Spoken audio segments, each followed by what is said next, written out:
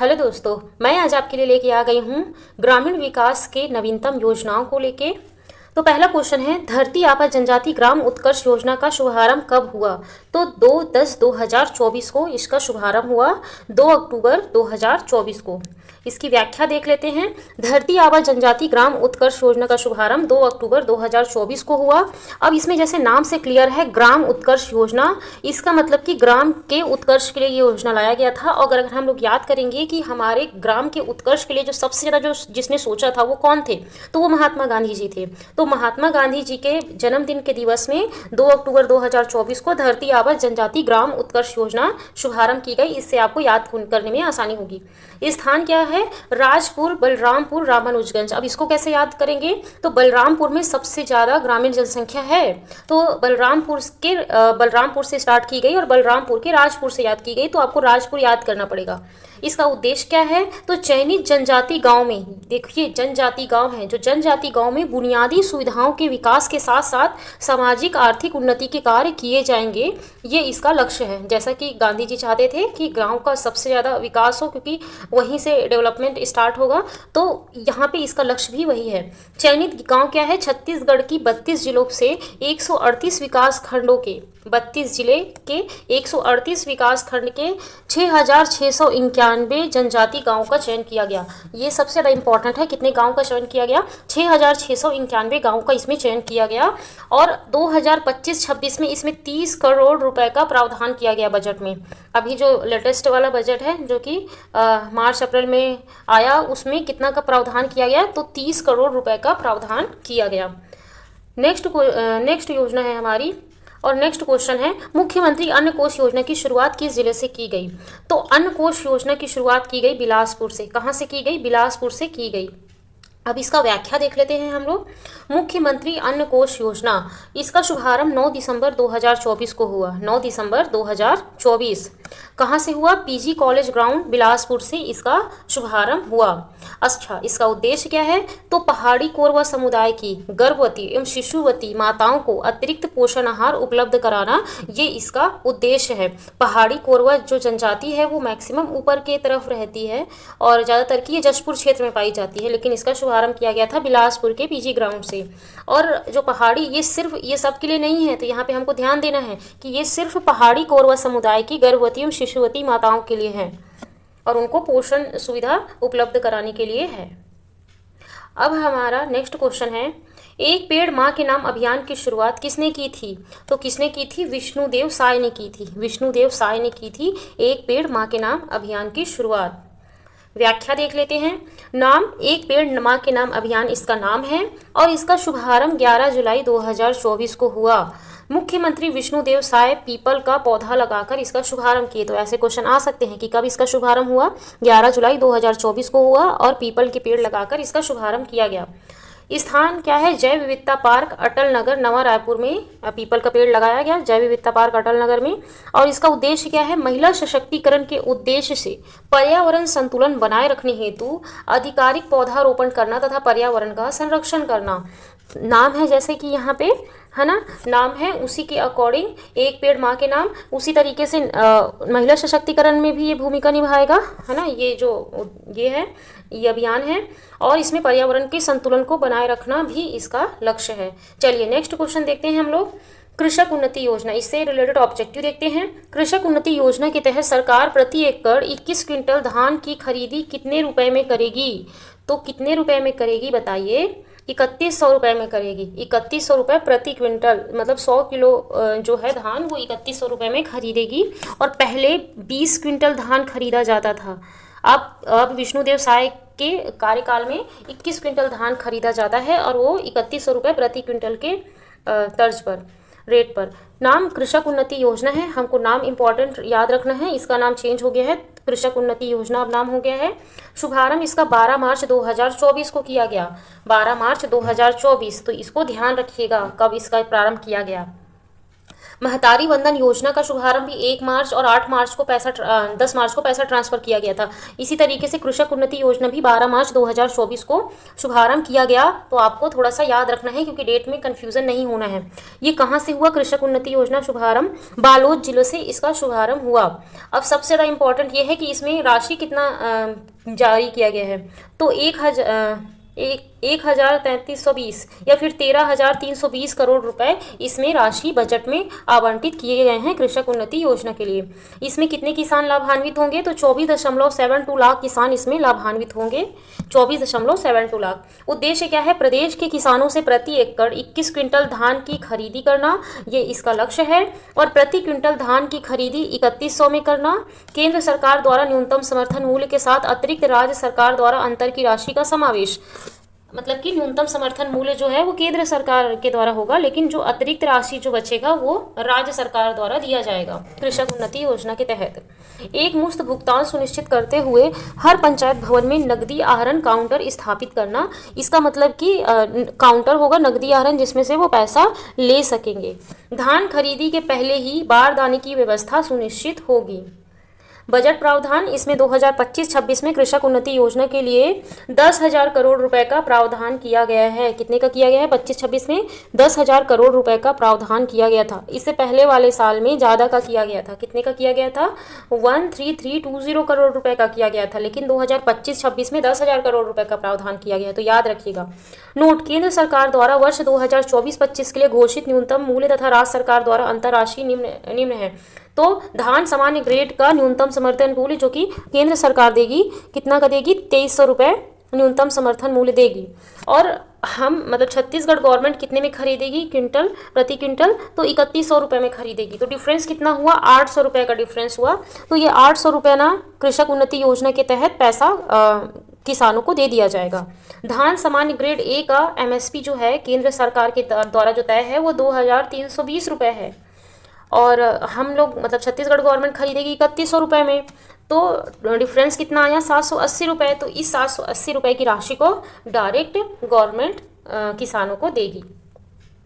हमारा next objective है धान उत्पादन प्रोत्साहन योजना के तहत किन वर्षों का लंबित धान प्रोत्साहन राशि का वितरण किया गया है। मतलब कि पैसा बचा हुआ था पहले से और धान उत्पादन प्रोत्साहन योजना के तहत पैसा नहीं दिया गया था। कौन से वर्ष का पैसा बचा हुआ था जिसको नई गवर्नमेंट बनने के बाद दिया गया है? तो 2014-15 तथा 15-16 का जो पैसा है धान उत्पादन प्रोत्साहन योजना के तहत वो बचा हुआ था जिसको नई गवर्नमेंट आई है तो दी है किसानों को। व्याख्या: धान उत्पादन प्रोत्साहन योजना ये पैसा कब दिया गया? 25/12/2023 को दिया गया राष्ट्रीय सुशासन दिवस के अवसर पर। इस दिन अटल बिहारी वाजपेयी जी का जन्मदिन होता है 25 दिसंबर को, है ना। सुशासन के दिवस पर दिया गया। लंबित प्रोत्साहन राशि 2014-15 और 15-16 का जो पैसा था वो बचा हुआ था। तो कुल वितरण प्रोत्साहन राशि कितना दिया गया? तो 3,716 करोड़ रुपए दिया गया किसानों को, 3,716 करोड़ रुपए। और प्रति क्विंटल प्रोत्साहन राशि ना 300 रुपये प्रति क्विंटल दिया गया। प्रोत्साहन राशि 1 क्विंटल में कितना एक्स्ट्रा दिया गया? तो 300 रुपये प्रति क्विंटल दिया गया। और ये स्टार्ट कब हुआ था? धान उत्पादन प्रोत्साहन योजना ये पैसा दिया गया था सुशासन दिवस के अवसर पर, लेकिन स्टार्ट कब हुआ यहाँ पे ये नहीं दिया है। नेक्स्ट हमारा ऑब्जेक्टिव है महतारी वंदन योजना के तहत प्रत्येक पात्र महिला को प्रति माह कितनी राशि प्रदान की जाती है। तो ये तो बहुत ही ईजी है। तो 1,000 रुपये प्रति माह प्रदान की जाती है। महतारी वंदन योजना 2024 में ये लॉन्च हुआ और इसकी शुरुआत 10 मार्च 2024 को हुई थी। 10 मार्च 2024 को पहला किस्त जारी किया गया था। प्रधानमंत्री नरेंद्र मोदी के द्वारा वर्चुअली पैसा ट्रांसफ़र किया गया था छत्तीसगढ़ के सभी महिलाओं के खातों में, और ये लागू हो गया था 1 मार्च 2024 को। ये लागू हो गया था महतारी वंदन योजना। और पैसा कब ट्रांसफ़र किया गया? 10 मार्च 2024 को। 8 मार्च को महिला दिवस मनाया जाता है, और महिला दिवस मनाया जाता है तो इसी के आसपास का ही डेट है। तो इस तरीके से आप याद रखिएगा महतारी वंदन योजना। इसका उद्देश्य क्या है? तो प्रदेश में महिलाओं के साथ भेदभाव, असमानता को दूर करना, स्वास्थ्य एवं पोषण स्तर में सतत सुधार लाना, आर्थिक स्वावलंबन बनाना, है ना, पैसे से रिलेटेड स्वावलंबी उनको बनाना तथा सशक्तिकरण को बढ़ावा देना तथा परिवार में उसकी निर्णय लेने की भूमिका को सुदृढ़ करना, ये इसका लक्ष्य है। पात्रता क्या है? तो विवाहित महिला छत्तीसगढ़ की स्थानीय निवासी हो विवाहित हो और छत्तीसगढ़ की स्थायी निवासी हो, और महिला आवेदक की उम्र 1 जनवरी 2024 को 21 वर्ष से कम ना हो। 21 वर्ष से कम एज में अगर आपकी शादी हो गई है तो वो आपको फ़ायदा नहीं मिलेगा। विधवा, तलाकशुदा, परित्यक्ता महिलाओं को भी ये इस योजना का लाभ मिलेगा और इसमें वो शामिल होंगी। प्रावधान क्या है? पात्र विवाहित महिला को 1,000 रुपये प्रति माह 1,000 रुपये, मतलब कि 12 महीने का हो जाएगा 12,000 रुपये, तो सालाना 12,000 रुपये दिया जाएगा। तो ऐसे क्वेश्चन पूछा जा सकता है कि सालाना कितना पैसा दिया जाएगा, तो 12,000 रुपये। Aadhaar link DBT, direct bank transfer आधारित बैंक खाते में दिया जाएगा, मतलब डायरेक्ट पैसा दिया जाएगा उनके अकाउंट में। यदि किसी विवाहित महिला को सामाजिक सहायता कार्यक्रम के तहत, मैंने पढ़ाया था प्रीवियस वीडियो में कि राशि बढ़ा दी गई है, 500 कर दी गई थी, कि समाज कल्याण विभाग के माध्यम से अगर 1,000 रुपये से कम पेंशन प्राप्त हो रहा है, सपोज सामाजिक सहायता में अगर उनको पेंशन प्राप्त हो रहा है, विधवा या परित्यक्ता या तलाकशुदा है तो, और उनको 500 रुपये महीने में मिल रहा है, तो उन सभी महिलाओं को अतिरिक्त अंतर की राशि, मतलब कि 500 रुपये एक्स्ट्रा, 1,000 कवर करना है ना, तो 500 रुपये पहले मिल रहा था, तो 1,000 रुपये 500 रुपये उनको एक्स्ट्रा मिलेगा, मतलब कि 500 टोटल मिला के ओवरऑल 1,000 होना चाहिए इस तरीके से। तो उन सभी महिलाओं को अतिरिक्त अंतर की राशि स्वीकृत होगी जिनसे उन्हें सकल सहायता राशि 1,000 मासिक प्राप्त हो। नोडल विभाग कौन है? तो महिला एवं बाल विकास विभाग है। महतारी वंदन योजना का कौन विभाग है? महिला एवं बाल विकास विभाग। नोडल अधिकारी कौन होगा? तो जिला कलेक्टर इसका नोडल अधिकारी होगा। बजट प्रावधान, बजट ये अभी देखो यहाँ पे पैसा कितना आवंटित किया गया, इसमें भी इंपॉर्टेंट हो जाता है क्योंकि अभी ये लेटेस्ट योजना है और पैसा कितना आवंटित हुआ तो ये भी इंपॉर्टेंट हो जाता है। महतारी वंदन योजना हेतु 5,500 करोड़ रुपए का प्रावधान किया गया। कितने का किया गया? 5,500 करोड़ रुपए का प्रावधान किया गया, याद रखिएगा। हमारा नेक्स्ट क्वेश्चन है, श्री रामलला दर्शन योजना के तहत प्रत्येक जिले के लिए किसकी अध्यक्षता में रामलला दर्शन समिति का गठन किया जाएगा? तो जिला कलेक्टर की अध्यक्षता में किया जाएगा। इसको कैसे याद रखेंगे कि अगर आप रामलला दर्शन योजना का अगर आप फ़ायदा उठाना चाहते हैं तो आपको कोई इसमें वेबसाइट नहीं है जिसके थ्रू आप एप्लीकेशन फिल कर सकते हैं। आपको क्या करना पड़ेगा? आपको अपने जिला कलेक्टर के पास में आवेदन देना होगा और उसका पूरा डिटेल बताना होगा। तो इसका जो हेड कौन होगा? जिला कलेक्टर होगा, क्योंकि आवेदन वगैरह और सब स्वीकृति कौन देता है इस योजना के तहत? कलेक्टर देता है। तो जिला कलेक्टर, इस समिति का गठन किया जाएगा जिला कलेक्टर की अध्यक्षता में।